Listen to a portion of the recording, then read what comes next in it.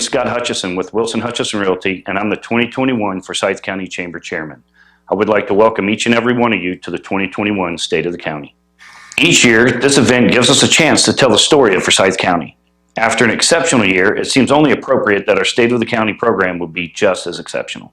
Today, we celebrate not just the exceptional characteristics of our community, but also the partnerships that produce these characteristics. The stories you will hear today remind us that together we can.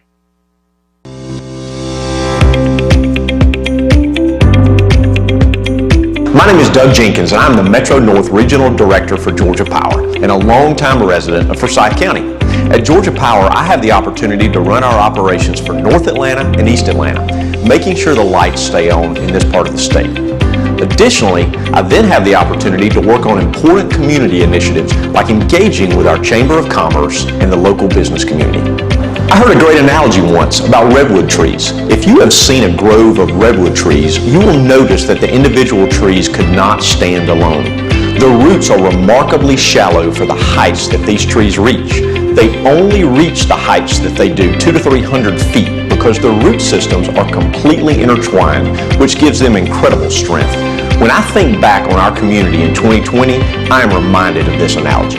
The partnerships in our community make me proud to be a Forsyth County resident. To see entities like Northside Forsyth, our chamber businesses, and the county government come together to support our community showcased a foundation that is built on partnerships. Georgia Power is proud to be among these partners. Our community's continued success is built on these types of relationships. Connections are more important than we ever realized. And AT&T is proud to create connections because together we can. The elements of invisible infrastructure are just as important as the elements we can see. And Atlas is proud to invest in infrastructure because together we can. Emergency response can take various forms, and Renaissance Bank is proud to respond to the needs of small businesses because together we can. We can build anything to meet a need, and Cooper & Company is proud to meet the needs in the community because together we can. Smith & Howard is proud to embody service because together we can. Jacobs is proud to innovate solutions because together we can. The University of North Georgia is proud to foster education because together we can. Viva Toyota is proud to create community because together we can. Cummings Cigar Company is proud to cultivate friendships because together we can. Jericho is proud to design space for partnerships because together we can. The South Forsyth CID is proud to pave the way to progress because together we can. The Row House is proud to enhance our community's strength because together we can. Citizens Bank is proud to partner with our local businesses because together we can. Together we can.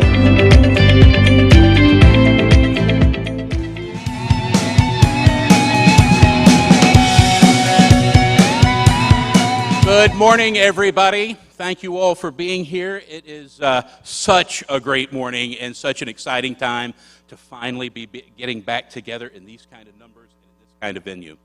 My name is James McCoy, and I work for all of you at the Forsyth County Chamber of Commerce, and I'd like to welcome you to the 2021 State of the County. Of course, we have a very different style of event, as you can tell, for those of you who have already been with us, and a different kind of program plan for today. We're hosting the in-person element of the program, of course, in a very different venue than we have ever hosted in the past.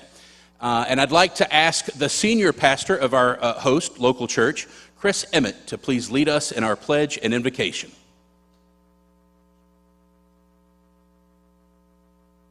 On behalf of myself and our staff, grateful that you all are here, grateful for your commitment, your care, and your investment in this wonderful county. And so I'm going to pray for us, and then we'll all stand for the pledge. Let me pray. Lord, I thank you for who you are, and these past 14 months have been interesting to say the least. God, been a lot of ups and downs and highs and lows, but I'm grateful that you still sit sovereignly on your throne. You're not up in heaven wringing your hands, God. You are in charge. And so I thank you for who you are, for your grace, and for your mercy. And Lord, I pray for the leaders here today.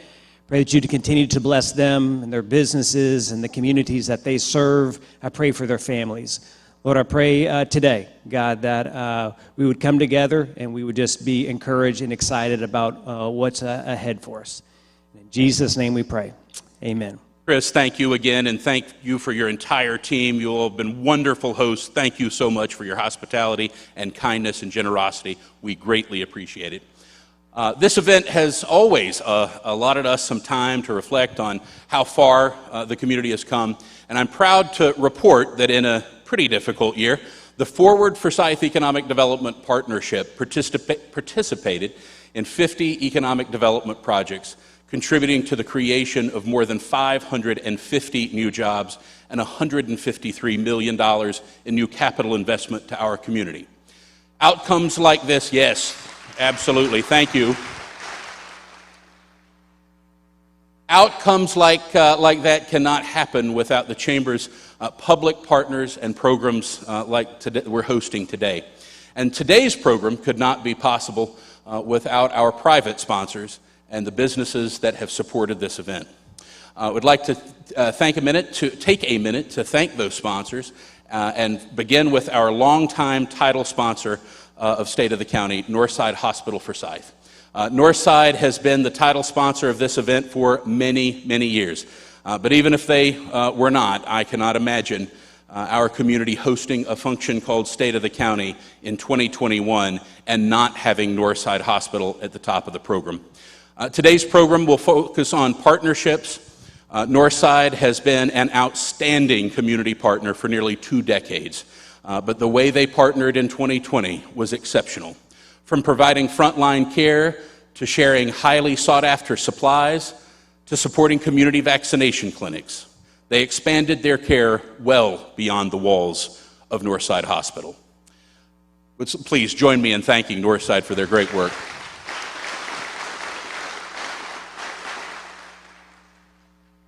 We're also very grateful for another outstanding partner, not just in today, but our work as an organization and our community. Our platinum sponsor, Georgia Power. Wilson Hutchison Realty sponsored the marketing efforts for today's program. Winter Construction sponsored the program. Atlas sponsored the event website. Our friends at AT&T are helping us today broadcast this program live, and thank you for all of you who are joining us live from your homes and offices. We are very glad to have you. And Renaissance Bank sponsored the coffee station out in the lobby. Additionally, our stage sponsor is Cooper & Company, General Contractors.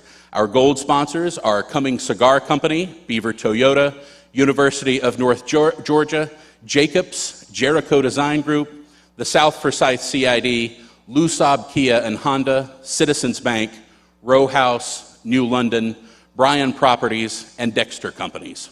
Our silver sponsors are Martin Marietta and Hayes James & Associates. And our bronze sponsors are Georgia United Credit Union, River Valley Ingredients, United Way, and Central EMS. Let's give all of our sponsors a big round of applause. Thank you all very much. Again this year, we are joined by many elected officials and special guests. We will hear from our Commission Chairwoman, Cindy Mills, in just a bit. But I did want to thank our other commissioners for joining us. Commissioner Molly Cooper, Commissioner Alfred John, Commissioner Todd Levent, and Commissioner Laura Simonson. If you all would, please wave. I know Commissioner Simonson is joining us in a moment via Zoom. We're also very fortunate to be joined by our state legislative delegation, Senator Greg Dolezal, Senator Steve Gooch, and Representative Sherry Gilligan, and Representative Will Wade. Thank you all very much. If you all would just wave where everybody is, but thank you all. Also want to thank our mayor,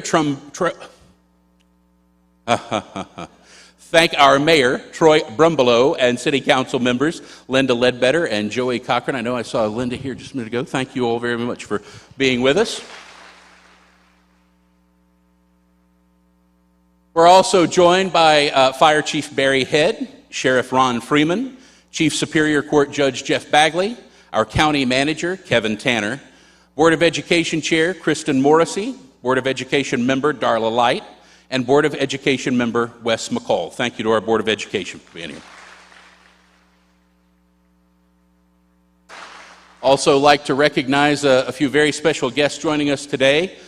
Henry County Chairwoman Carlotta Harrell is here with us. Thank you very much for being with us. And later on this summer, we will be hosting an event with, as many of you know, for the first time in our region's history, 4 of the largest counties in our region are chaired by women. And we are hosting an event later this summer with our Women Connect program where we will host the chairwomen of those counties, and Carlotta is among those. So please keep an eye out for that, and we will be hosting that a little later. We are also joined by a very special guest, District 2 Georgia Public Health Director, Dr. Zachary Taylor. Thank you very much for being with us.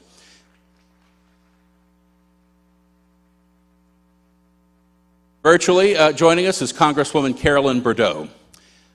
Thank you. Yep. And last but certainly not least, a few folks who will be helping us with our program today. That includes Chris Emmett and Mandy Holcomb with Local Church, Anna Grace Cheatham, Victoria Ray, our Emergency Management Agency Director, Chris Grimes, Chief Nursing Officer at Northside Hospital, Dr. Carolyn Booker, and Ruth Good with United Way. Please join me in thanking these fantastic community leaders. So finally, as I mentioned earlier, as all of our partners, and I listed those folks, I withheld one very important group, Smith & Howard. They have served as a chairman's cabinet sponsor for many years. And Marvin Willis is with us again today to kick our program off. So Marvin, I'll turn it over to you. Thank you. Thank you, James. This is the first time as a CPA I've ever been on the stage in a church and not asked for money. So if we want to take a moment right now to pass the basket. First of all, thank you so much again, James.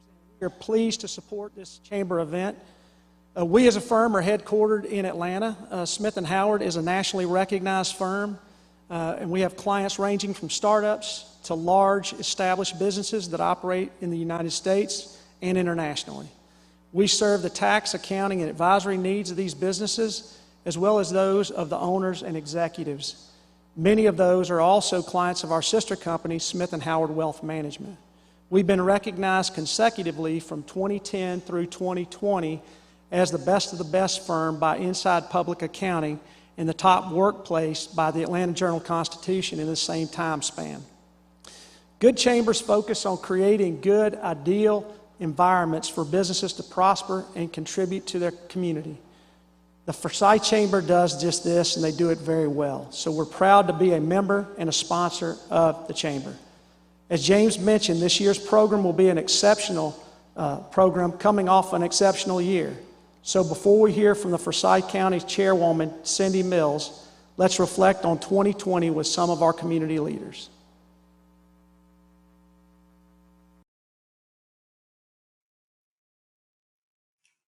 Hi, I'm Laura Simonson, former chairman of the Forsyth County Board of Commissioners.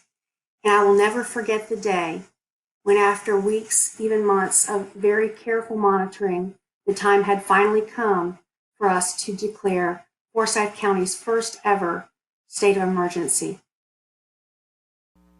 I'll never forget March 3rd, 2020, 9:59 a.m.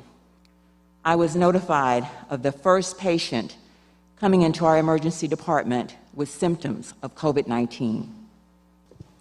At the day we made the decision while necessary to protect the well-being of our essential employees, it was not something we look forward to doing. I will never forget the day when I had to conduct my first video conferenced hearing.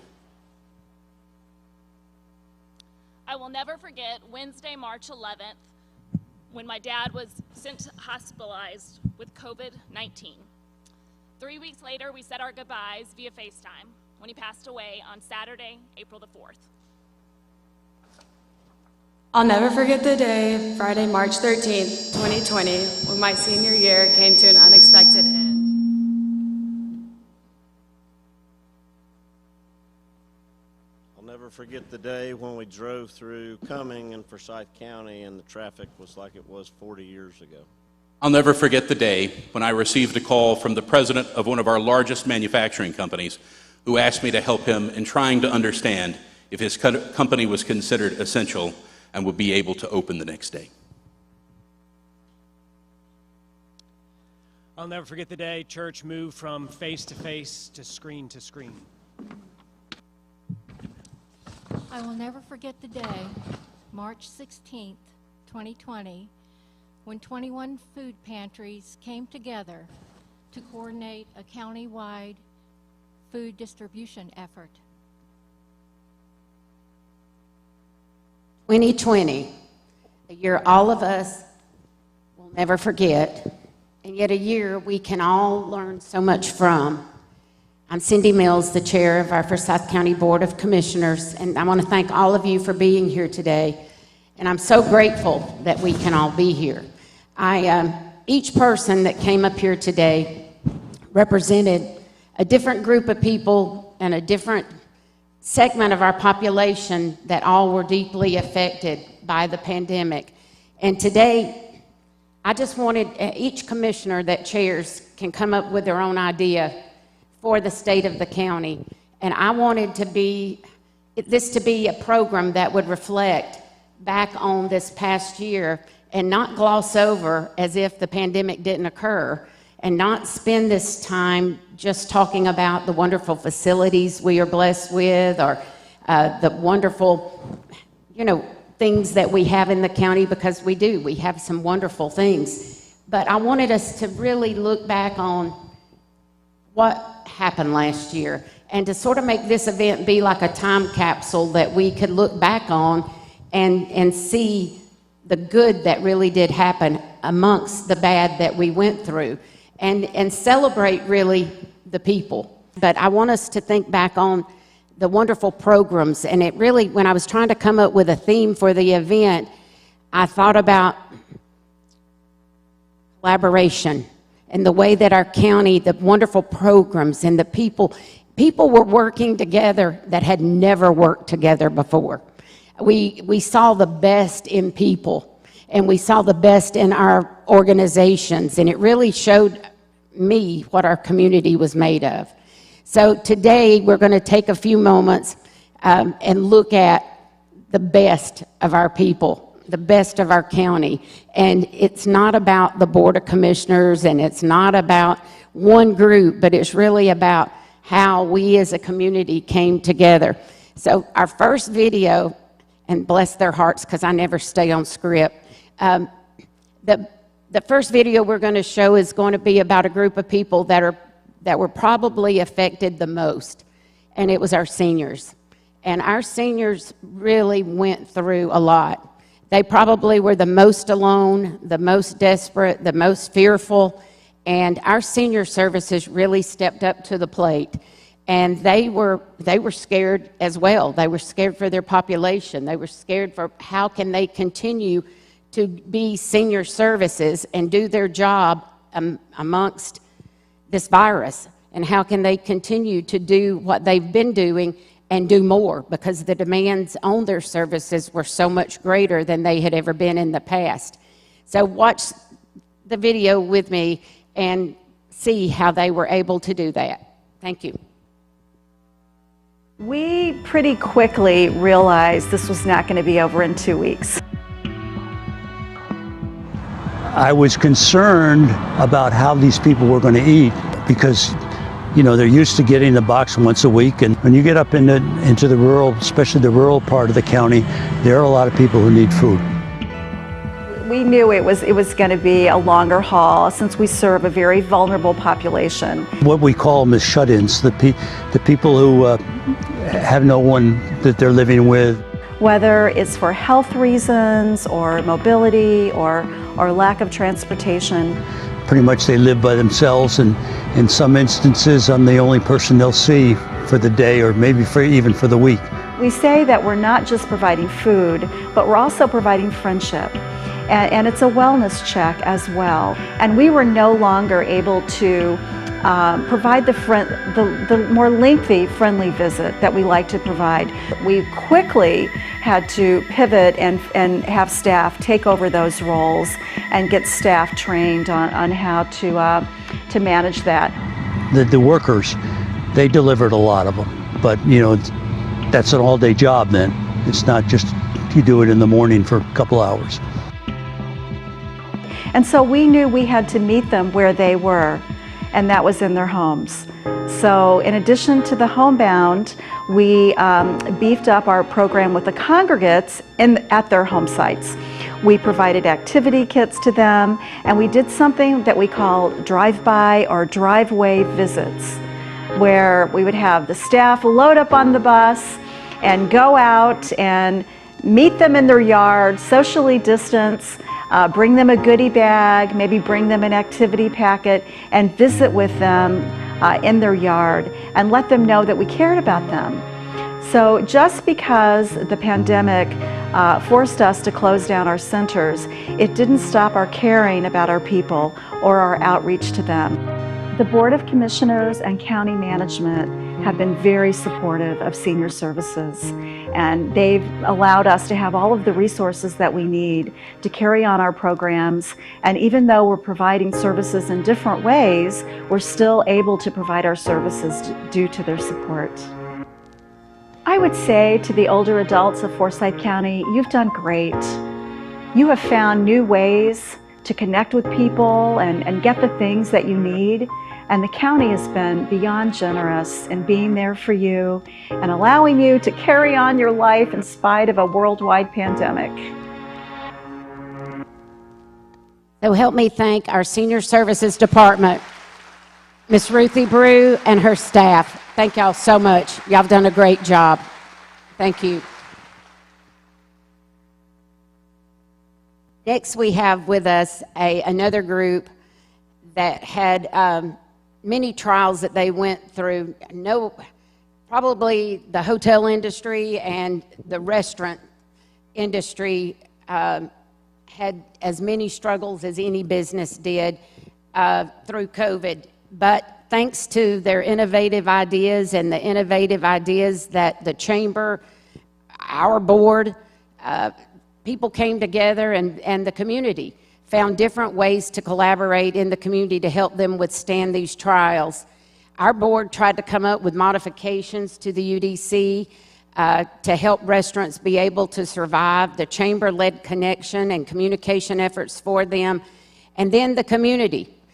Everybody tried to find ways to support. I remember sitting in some lines waiting to pick up to go as well. All of that wound up making restaurants be able to make it, I think. Had it not been for all those things, I don't think they could. And even some of the efforts that the restaurants themselves did wound up getting some national coverage. So let's watch and see. COVID changed us forever, personally and professionally. And I think a lot of us went through things last year that, whether it was not seeing your family, grandparents reuniting with grandkids this year, and lots of small businesses didn't make it. And we do not take for granted that you guys came. You know us by name, you came in to see us, and we just want you guys to know the words that you spoke, the visits that you made, is why we're still here. Probably realized it was going to change dramatically when we had to close the doors. So we were watching the daily updates from the president and his office, and then when they established an entire committee to really understand the pandemic and what we were dealing with, I knew something was wrong. So we closed the doors in March of last year. And I knew then, when we had to lock the doors after only being open for 6 months or so, that we were going to have some problems. This community is amazing. We're actually in the city limits, so the city police eat here every morning. They call us Precinct 2, and it's so much fun to have them here. So just, I don't know, the outpouring and the love, and like I said, my eyes leaked every day during all that because it was just, people were just so kind. It's just hard to imagine a community that's better than this one. I feel really, really blessed. We had a fantastic opportunity to help a neighbor restaurant just up 400 from us, who I found out through Facebook that they were struggling in the form of no staff. They had shut down, I think, for a few weeks, and when they reopened to no customers and no staff. So I thought, we're doing pretty good. Why can't I jump on my Facebook or social media outlets, record a quick video to sort of make the community aware of what their struggles were, And in addition to that, I decided to donate 100% of our profit the next day, which was a Friday, to Lake Burrito. So Restaurant Bingo is something that the Chamber did, our Forsyth Chamber did last year. During the pandemic, again, the world is shut down, people aren't moving around. How can we safely get people out to businesses, local businesses? So a super cute Restaurant Bingo card, and customers, when they came by, would get to, of course, scratch off the bingo spot. And it brought all sorts of people into our store that ordinarily would not have. I think it was a super cool time for people to not only be able to support small businesses, but also minority-owned businesses as well, because we heard that from a lot of people as they came through. Oh, we didn't even know you guys were here. This was such a cool time for us. So in the middle of something that was really not a lot of fun for all of us, it was a little glimmer of light and something fun. And then I also think it was a very meaningful way for the community to support local businesses that they may not have supported before. So after the video that we had posted on Facebook, you know, kind of raising awareness of Lake Burrito, and it sort of created this viral wave, which in turn, I got a direct message. I thought it was a joke, but I got a direct message from somebody that asked, could they shoot a video with me? And it was a producer from the Kelly Clarkson show. So because of COVID, we did not go out to her studio. We shot it here via Skype. And actually Lake Burrito did the same thing. So we did this cooking segment with Kelly, and we made a brisket burrito, which was a lot of fun. And we did a recipe, and that was a lot of fun. And again, I think it was a positive win for us all in this community. This Forsyth community made sure that we were going to survive, and we are very thankful for that. Your presence and your support and your consistent support has meant the world, not only to me and Jamal, but to our entire family. So thank you, thank you, thank you for ensuring our little pot bar made it through COVID. Let's hear it for our restaurants.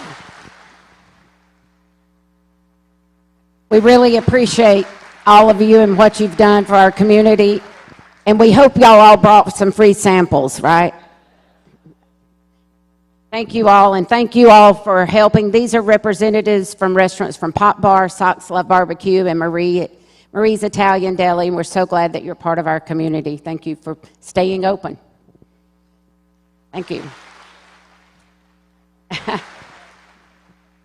Thank you. Hopefully you noticed a bookmobile in the parking lot as you came in today. When our library system began putting together plans for a bookmobile, they knew they would be meeting a need in the community, a need to reach those who may have limited transportation options or other barriers to access. But no one could have foreseen the challenges 2020 would bring and just how exceptional this concept would be for our community.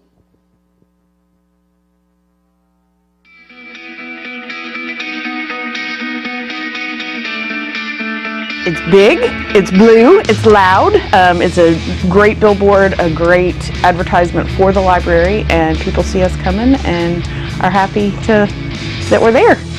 This is a 34-foot library on wheels. We have collections of books for easy early readers, we have juvenile books, chapter books, adult books, Spanish books, magazines, and we have amazing staff who are available to help folks use our many electronic resources as well.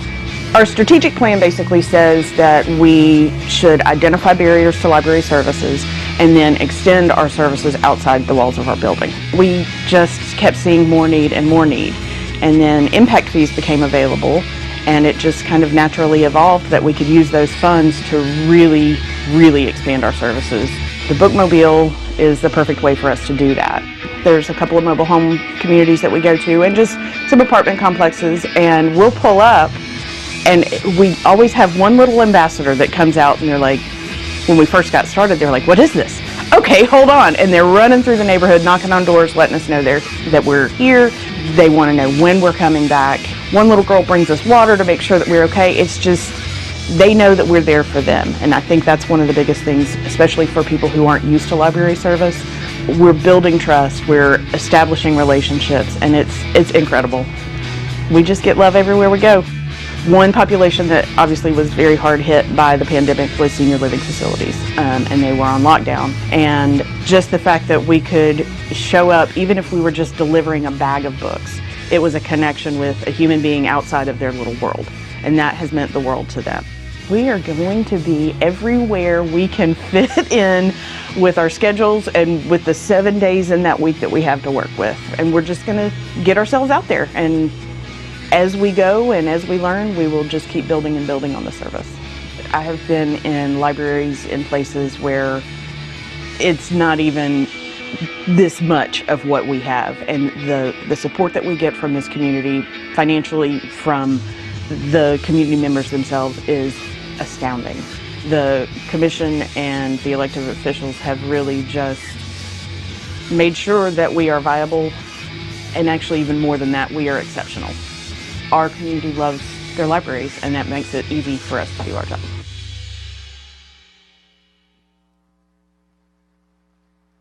Thank you to our incredible library staff, our library board, and I don't think any of us had any idea the impact that this bookmobile was going to have on the community. I know that it's serving a population that probably would have never went to the library. And I think that it definitely met a need during COVID that we did not anticipate that it would meet. And I'm just so grateful for all the efforts y'all are putting into it. Thank you so much, all of you. Forsyth County has become a vibrantly diverse county. For many months, the Chamber has facilitated a group focused on uniting, celebrating, and promoting diversity and inclusion in our community. Despite meeting for less than a year, the group sprang into action when a need arose. They worked with our voter registrations and elections department and with public health to help ensure that everyone in our community had access to crucial information. Now watch our video to learn more. The Chamber's Diversity and Inclusion Community Initiative started last year in the wake of COVID. As a part of the Chamber's strategic pillars, a group was born to focus on inclusion and diversity in Forsyth County. I became involved around June or July timeframe as we were all home as a part of COVID. But due to this unique situation, this allowed for so many unique voices to be able to come together and work towards a unified goal of celebrating diversity inside of Forsyth County. Over the last few months, there have been a lot of things that this group can point to that we can be proud of. One of the areas that I'm most proud about is our translation efforts. We had the opportunity to translate a voter flyer as well as a vaccination flyer to be able to reach the various communities and diversity inside of Forsyth County. It wasn't the act that we had this pretty PDF that quite frankly was translated into over 10 different languages inside the county, but it really was the effort of our community members joining together, their excitement and their engagement to be able to participate and speak to a segment of the population in Forsyth County that may not have ever been included before. These types of efforts, the opportunities for our community members to engage is quite frankly why we are so successful and why we are so proud to serve the Forsyth County. With the push to get more vaccines administered, one local county is making a true effort to reach everyone in its community. I was able to visit with folks in Forsyth County who are making sure the message to get vaccinated reaches everyone, no matter the language. Among others, Hindi, Tamil, Punjabi, Bengali, Spanish, Portuguese. Just some of the languages these flyers are translated into to reach every resident of Forsyth County, which over the past 3 decades has become home to many international residents. We are working very hard to make sure that we're all building community and that everyone has a fair shot at getting a shot. We are so proud of what we have accomplished, and there is more to come in this exciting year. What you can expect from us is for us to continue to lay the foundation of this great work. We will have resources, we will have events, we will have ways for you to get plugged in and support this initiative. We also look forward to and invite you to our kickoff event on June the 22nd at the Forsyth Conference Center. We look forward to see you there. Please help me congratulate this group for their efforts. I'm pleased to have with us this morning just a few of the individuals who work on this translation effort. Please join me in thanking these volunteers for their contributions to this community, and I'm proud to be a member of this group with them. Kristen is our planner. And I don't see Jimmy Lane, and he's been our fearless leader of the group too. So thank you all for being here today.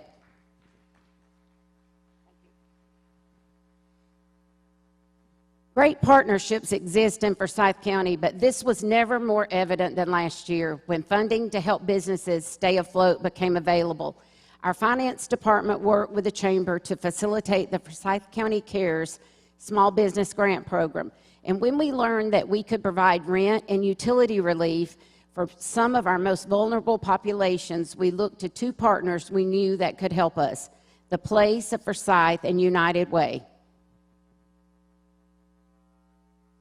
I can actually remember that day very clearly. We had just finished our renovation, the rooms that we're standing in right now, and we're finishing up with the GC.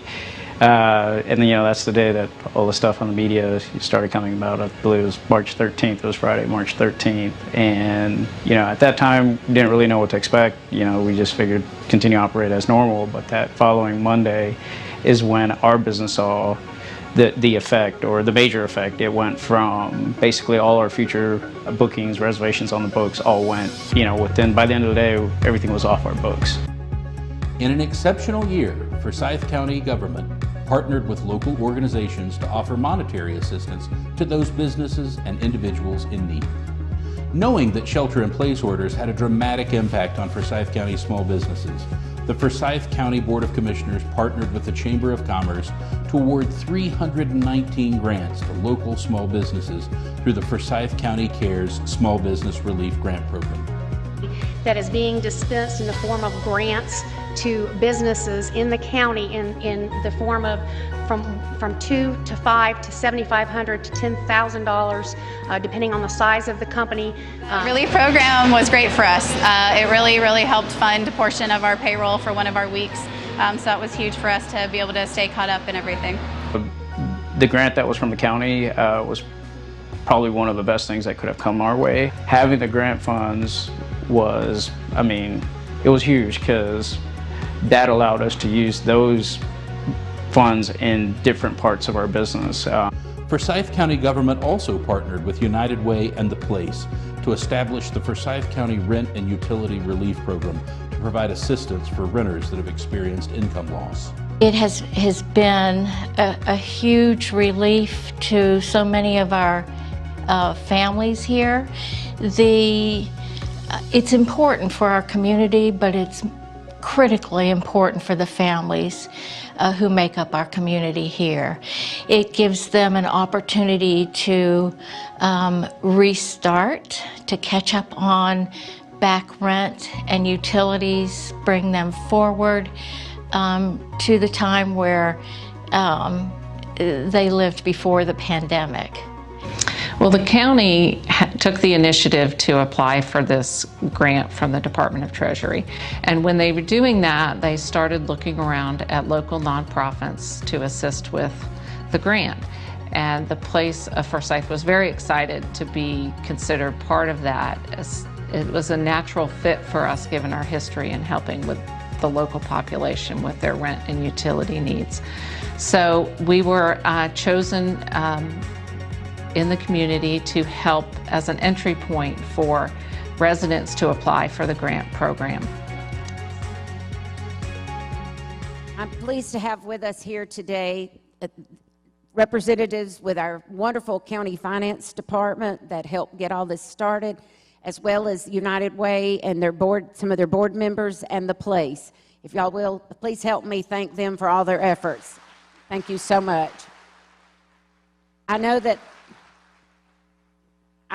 they have had to put in many hours of work, and United Way and the place are doing this totally out of their goodwill. They did not receive any proceeds from doing this. So it's taken a lot of hours of work. So we really appreciate all you've done to help the community. Thank you.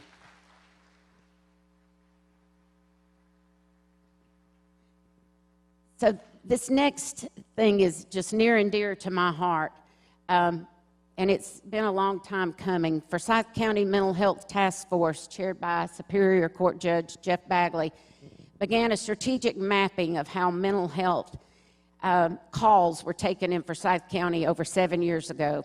That study shined a light on a much-needed mental health services that we don't have in our county right now. With the help of CJCC, we were finally able to secure the necessary financial assistance to get the program started first in our jail, so we might be able to help lower recidivism by offering alternative measures of treatment and by gaining our own officers to recognize and deal appropriately with mental health situations. By partnering with social workers and behavioral health specialists, we can meet the needs of those in our community who often need mental health services the most. Please watch. The latest statistic that I've been able to pull show that the Forsyth County Sheriff's Office is responding to just over 7 calls a day that have mental health involvement. Far too often and for far too long, the jails in America have been used as mental health hospitals. Look, sometimes people have committed criminal offenses and they need to be held accountable for those. They need to be brought to justice for those. But sometimes some of those minor crimes are based on severe and persistent mental health issues. That is not somebody who needs to be in the jail. That's somebody who needs help and treatment. So it's important that we find a way to decriminalize mental health, right? And criminalize criminal behavior, but not mental health issues. And so we're working really hard in a lot of ways. Working in conjunction with the Board of Commissioners, we've really taken some proactive steps. Our co-responder model with our mental health unit, our crisis response unit, is one of the leading and at the forefront of anything you're going to find in the state of Georgia. They're making a difference, and there's actually case studies right here in Forsyth County where they have saved lives, not just done good work. We have literally saved human lives. And if we're doing that, tell me something more important we should be doing. We noticed several years ago, like all the law enforcement agencies these days, that we're having an increase in calls for service that are mental health related or at least have some type of mental health nexus. And we realized that we needed to increase the training on how to respond to those calls for service specific to the mental health concerns, and consider other options for handling these calls that don't involve incarceration or any more contact with the criminal justice system than is warranted. And that led to the development of the Crisis Intervention Response Team. Well, it's interesting. They say Forsyth County has got some of the best education systems for their high schools in the nation now. And it's interesting that even so, no matter where you go, there's always going to be mental health needs. There's always going to be substance use challenges. And it doesn't discriminate between the rich and the poor, or the successful or the unsuccessful. There's always going to be those needs. It's non-discriminatory. So I'd say the need here is just as strong and prevalent as anywhere. As you can see, that we get calls every day going to service with mental health needs and crisis needs related. And luckily we do have services in place that can help these people. Definitely with the pandemic, people are stressed and trapped in home and need to connect to mental health, so it's definitely satisfying to be able to do that. So I think you're going to continue to see a collaboration between mental health and law enforcement. Look, when there's a crisis, we're the ones that's going to get called.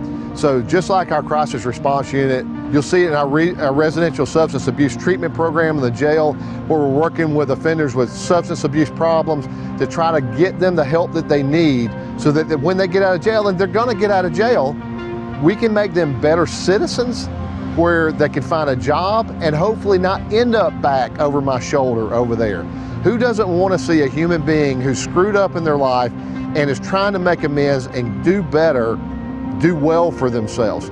I think it pays benefits, it can save lives, and it certainly can decriminalize some mental health issues that are ending up in jails that need to be in treatment versus jail.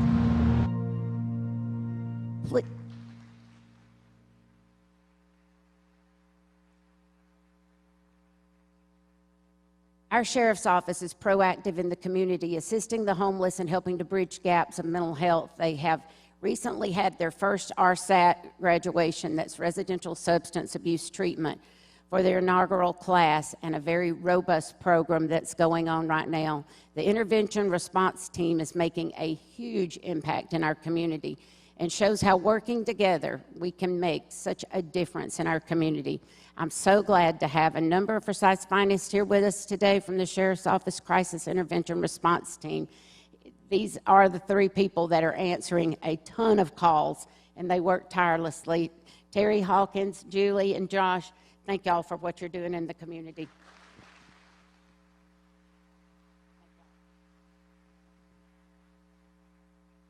So we've tried to reflect today on what partnerships have really meant in our community, how it's got us through the crisis, and how really it's made such a difference in how we've faced COVID head on. And no place was it greater than in how we dealt with vaccines. The vaccine distribution would not have occurred without the coordination between all the different departments. I don't know how Chris pulled it all together, but he did it seamlessly. Our EMA department just stepped up. I know that when I was in class a few years ago, the guy that was teaching the class told me we had one of the best EMA directors in the state, and I'm telling you we do.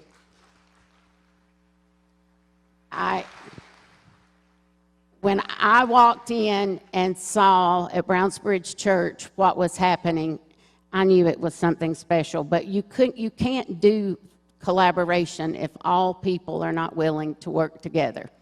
And that's the same thing with the mental health. If we didn't have a sheriff that was willing to do it, if you don't have a board that's willing to fund it, if you don't have all components, and you got to have people that like to put egos aside, and they don't care for other people to get attention, or they don't care for other people to get praise. And this is the beauty of this. If you had a bunch of firefighters that said, oh, I'm in this just to fight fires, I don't want to give people shots, or I'm not in it to do this, or that's not my job, or that's not my this.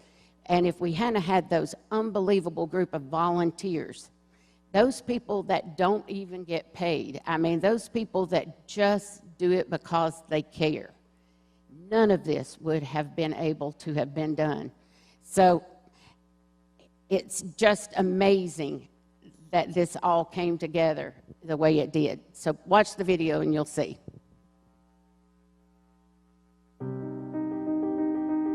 We've had some of the folks that have gotten the shot, they've screamed for joy, they've cried happy tears. I talked to somebody and they're like, you know, I've been home. This is the third time I've left my home in almost a year. Everything aside, this vaccine, what it's giving some people is the first little bit of ray of hope that they've not had in a long time. COVID for many of them is a real and present danger as a life-ending disease. And they've shed literal tears of joy. They've missed their families. Some of them have not even seen grandchildren during their year of quarantine. And one thing we've done building up to COVID is we have really invested in our partnerships and our relationships. We have a lot of partner agencies, but even before COVID started. And so now when we started responding to COVID and we started rolling out the vaccines, we knew there's no single agency could do it by themselves. And at Northside Forsyth, I can tell you, we are particularly grateful to be collaborating in this initiative, particularly with our public health, our emergency management team, public safety, and our local churches. I can think of no team more qualified to do this than the team we've been working with. The whole community is coming together to help make this happen. We've got the pharmacists here, we've got the fire department, we've got the emergency management agency. Public health, the sheriff's office, our volunteer unit at the sheriff's office, you know, the county IT department, county communications department. All these great folks are here, all making this work, all doing this in service to the community. People who volunteer are people who care. People who like other people, because that's why they're there. you will see those folks in yellow shirts and yellow vests, and they're doing everything from welcoming to registration to guidance to traffic control. You're heroes. We love you. Thank you for being volunteers. Thank you for making a difference in your own community. It's what makes us who we are. I'm so happy that everything is going so smoothly, and I appreciate so much our staff and how organized everything is. And I'm happy that we've got all the resources, such great teamwork pulling together to try to deliver in the best way possible. So it makes you feel good to be here and see it being done. You are my heroes, and you are doing something so important for this community, making sure that we get people vaccinated, we get this disease under control, and we can get back to normal hopefully soon. Watching so many different agencies and departments really just kind of mesh together at a moment in time to be able to help folks get through this pandemic is really a priceless opportunity for us here in Forsyth County. You see it in their eyes. They are convinced that this is going to help us get through this quicker and safer and healthier, and that is their driving force. Here with us today are just a small fraction of employees from the county's emergency management, fire, IS&T, and communications departments, representatives from Northside, Forsyth, and Forsyth Public Health, Forsyth County Sheriff's Office, and their certain volunteers in our local churches. So far, we've had volunteers and staff log more than 3,500 hours and provide 33,803 vaccines. Please join me in giving a grateful round of applause for all of those who have highlighted today, all of those who ensured that together we can. Thank you.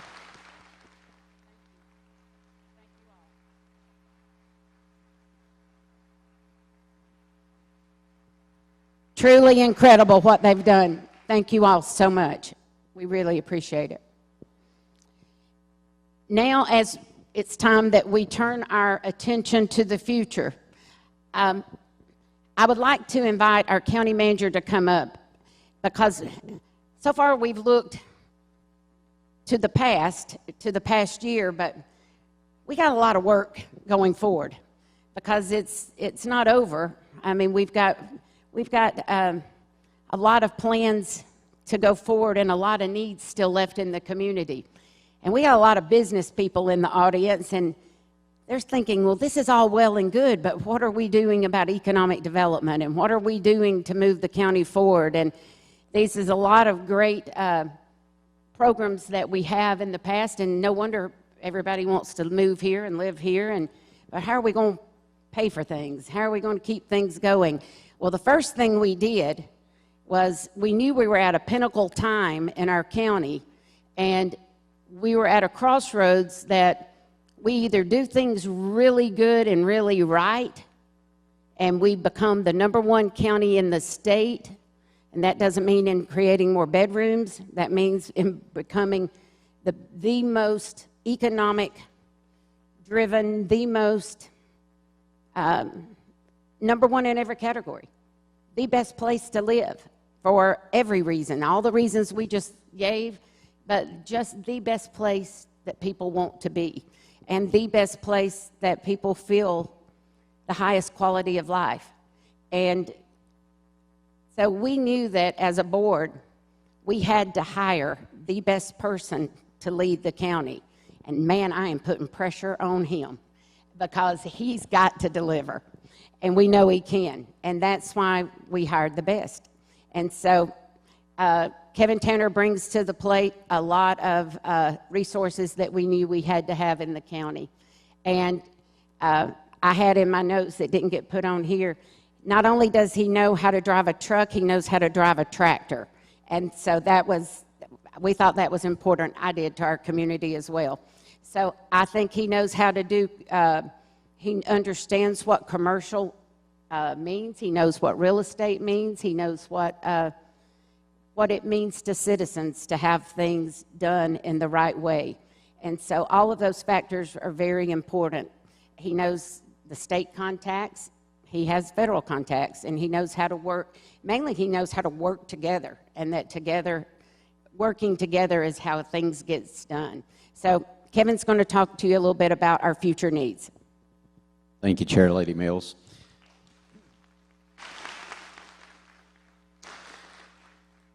Thanks to the support of our residents, Forsyth County has made tremendous progress in the area of transportation since the passage of the transportation bonds in 2014. As most of you know, I served in the Georgia House as a representative for 4 terms and served as chairman of the House Transportation Committee.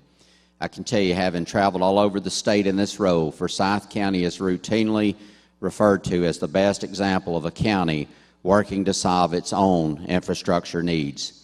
It would be easy for us to rest on these laurels. However, even with all the strides that we have made, there is still much work left to be done. Too many of our citizens still spend too much time in traffic. Too many of our neighborhoods are not connected with sidewalks. There are roads that need to be widened, and there are connector roads that need to be built. I know the residents of Forsyth County are prepared to meet these challenges head on. A recent poll conducted by your Forsyth County Chamber shows that the #1 concern Forsyth County citizens have is transportation and congestion. When asked if they would be willing to step up again to help, an overwhelming 60% said they would be willing to support a 1-cent T-splosh. I have met with the Georgia Department of Transportation Commissioner Russell McMurray and his staff, and I can report that GDOT stands ready to partner with Forsyth County in a much larger way than ever before. With the support of GDOT and a Forsyth County Pass T-splosh, our residents would see a total transportation investment of more than $700 million over the next decade. With that, I believe that Forsyth County continue to set the example to the rest of the state of how together we can get things done. Thank you.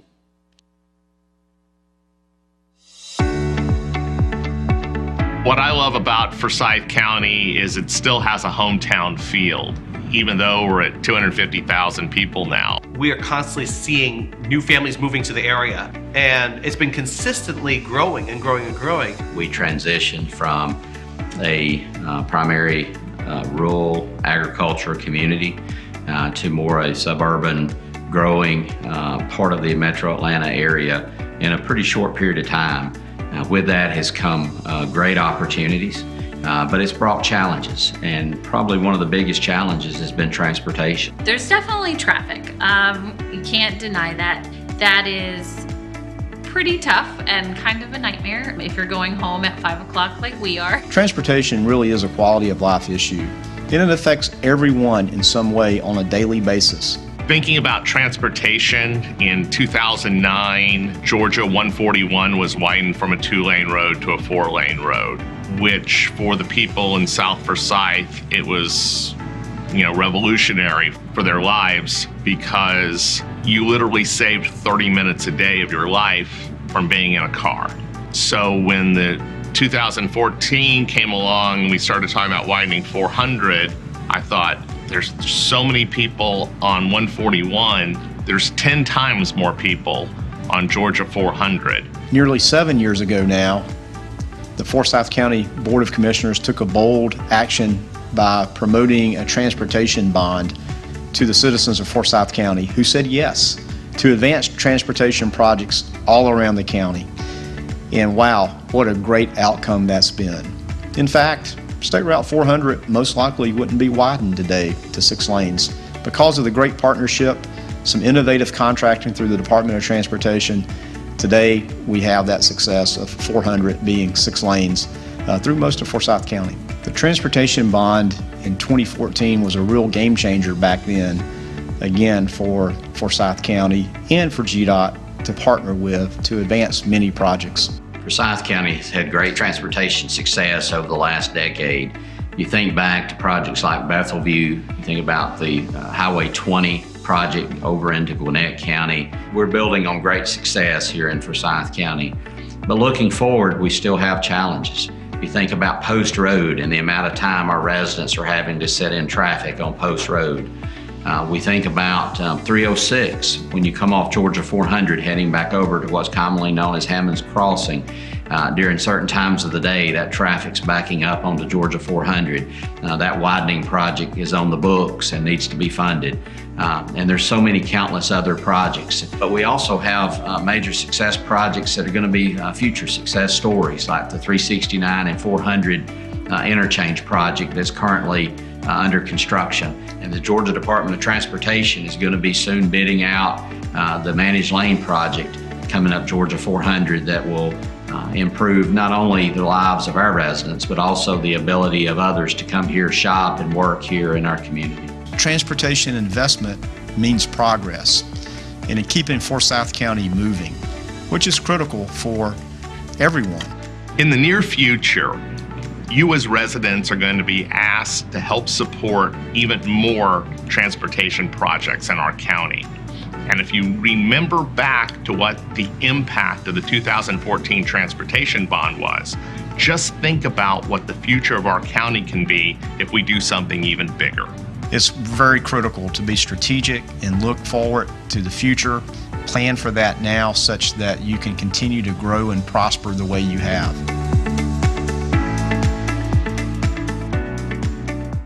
Thank you, Kevin. Exciting things are in the works for our community and education as well. At this time, I'd like to invite Senator Dolezal, members of our state delegation, and my fellow commissioners to join us on stage for an exciting presentation.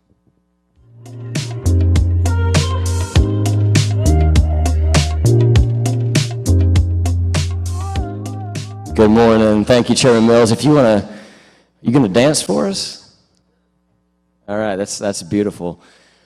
I just want to take a personal moment, if I may, and just reflect on the last year and say how beautiful it is to think about everything that we've been through and to see a remnant and a moments of how our community responded. So to each and every person in here that played a role in that, thank you for reminding me that we're a wealthy community. When I say we're a wealthy community, I'm not talking about our financial resources, I'm talking about our generosity. And to see a community that gave in such a way, that gave of time, talent, and treasure to those in need was phenomenal. And we're looking forward to transportation. You just saw a video for that. The next thing we're looking forward to is education. And I think that this decade for Forsyth County is going to really be a seminal decade for us to move into the future. And I'm thinking of it as the Roaring 20s. We're going to bring the Roaring 20s back, which was a decade of progress. And in order for us to progress well, we have to invest in the next generation. In 2012, University of North Georgia opened the Cumming campus for the first time, and since then it's grown 175%. Their 36,000 square foot facility here in Forsyth County is bursting at the seams. 1,400 students are gaining higher education. It is the Military College of Georgia, along with the other campuses that have 20,000 students at them total. 500 of our high school students take dual enrollment classes at the University of North Georgia, and we hope that that program continues to thrive. In order for it to thrive, we need more space. So we are presenting today on behalf of the taxpayers of Georgia, not us, we didn't do this, it's the taxpayers of Georgia, $1 million to begin the process of expanding the North Georgia campus. This is a down payment of what will end up being about a $14 million project that will take the 36,000 square foot facility up to 30,000 square feet, additional 30,000 square feet, excuse me. It's going to include foreign language labs, chemistry labs, physics labs, state-of-the-art technology and computer labs. And it's going to be a great opportunity for many of our children to have a place right here at home where they can pursue higher education. The University of North Georgia's Cumming campus really is a gift and a gem in this community, and we're excited as a state to come alongside of them to fund this expansion. This was the work of the entire delegation. We have Senator Steve Gooch here, who really helped carry this through the Senate, did a lot of work there, Representative Gilligan and Representative Wade. Not with us are Representatives McDonald and Jones. But I also want to thank Lieutenant Governor Jeff Duncan, who's a Forsyth County resident who helped us with this process, Speaker Ralston, and ultimately this was signed by Governor Kemp and through the appropriations process. So University of North Georgia is led by a phenomenal leader. If you haven't had the opportunity to meet President Jacobs, I would encourage you to meet her and hear more of the vision. But we do have the opportunity to hear from her now. So President Jacobs, I'd be happy for you to share a few words with us. Thank you. And first of all, thank you to all of our legislators. I know you all know how hard they work. And it is service to our community, to our region, and to our state. So please give them a big round of applause.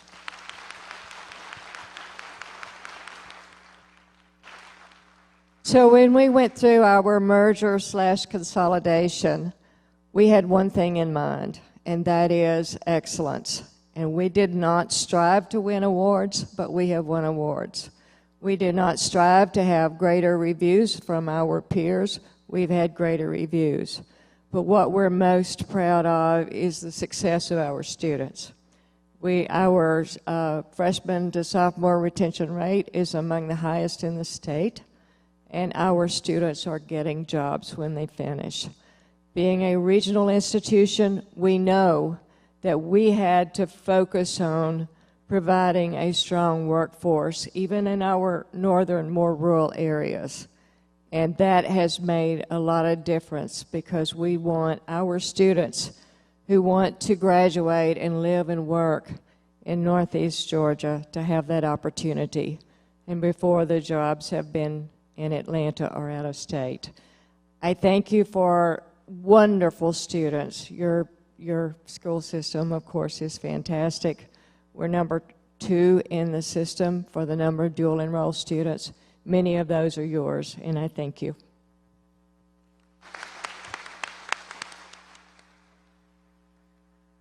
So this will conclude our program. I know that they want to get some pictures, but I just want to thank all of you for being here. I want to thank the ones that are watching online, and I just want to thank you all for the collaboration, for the way you work together, and hopefully, you know, we'll never have to face another pandemic, but if we do, we know now, we have the assurance that we can get through it together. And we also know that any challenge that comes our way, that together we have the ability to do it, and we're going to face those head on.